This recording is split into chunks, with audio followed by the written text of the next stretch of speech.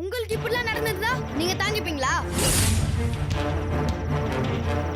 சொல்லுங்க, தாங்கிப்பீங்களா?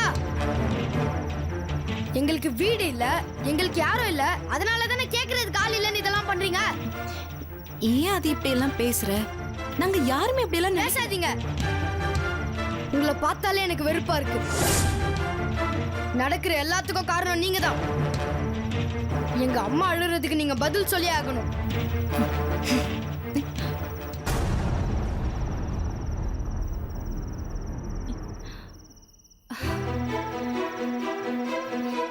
இவன் எதுக்கு இப்படி பேசிட்டு இருக்கான் எல்லாத்துக்கும்?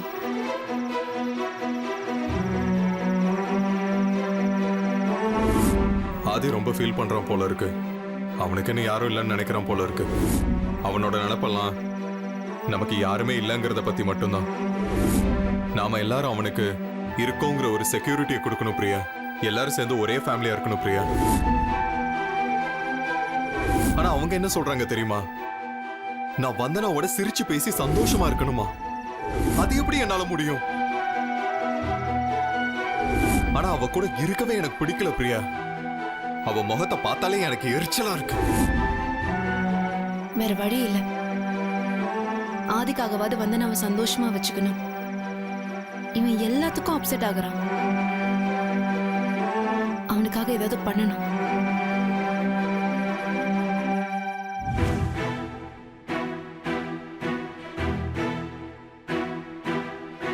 ஏந்தனா இப்ப எதுக்கு அதையே நினைச்சு வேதனைப்பட்டுட்டு உட்கார்ந்துட்டு இருக்க? வாய மூடுங்க. எப்ப பாரு இதையே சொல்லிக்கிட்டு அங்க வேற கண்ணை காமிச்சு விடு விடுன்னு சொல்றீங்க, இங்கே வந்து அதையே பேசிட்டு இருக்கீங்க. வேற என்ன சொல்ற? எல்லாரும் முரண்டு புடிச்சுக்கிட்டு ஆளுக்கு ஒரு பக்கமா போனா குடும்பம் விலகின மாதிரி தான். அதுக்கு இவ எது பண்ணாலும் நாம அதை பாத்துக்கிட்டு சும்மா இருக்கணுமா? பிரியா பண்ணா அதுக்கு பின்னாடி ஏதாவது ஒரு காரணம் இருக்கும். அவ ஒண்ணும் வந்தன மாதிரி கோவக்காரி இல்ல. அவ தப்பா முடிவெடுக்கிற ஆளும் இல்ல.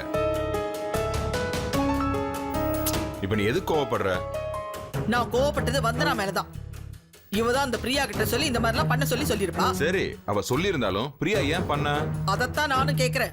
அவ அழுது புலம்புனா அத போய் நம்பி இப்படி பண்ணுவாளா? என்னதான் குளிப்பாட்டி நடு வீட்டுல வச்சாலும் அது புத்தியத்தான் காட்டும்.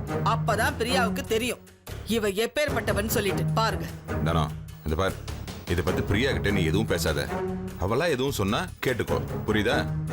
எனக்கு இதெல்லாம் கூட கோவம் இல்லைங்க. கேக்க விட்டுட்டும் என்ன வேணாலும் செஞ்சு தொலைக்கட்டும். நான் ஆசையா கொடுத்த வளையல அர்ஜுன் கையால அவளை கொடுக்க சொல்றா. அவளை வெக்கமே இல்லாம வாங்கிட்டு இருக்கா. அவதான் எப்போன்னு காத்துட்டு இருக்காள. கொடுத்தா தானே நான் சொல்லுவா. அவ மேல எந்த தப்பும் இல்ல. நீ எதுக்கு அவளை போய் திட்டிட்டு இருக்க? சரி விடு. இத பத்தியே பேசிட்டு இருந்தா எல்லாருக்கும் டென்ஷன் தான் வரும். போய் உருப்படி ஏதாவது வேலை இருந்தா பாரு போ.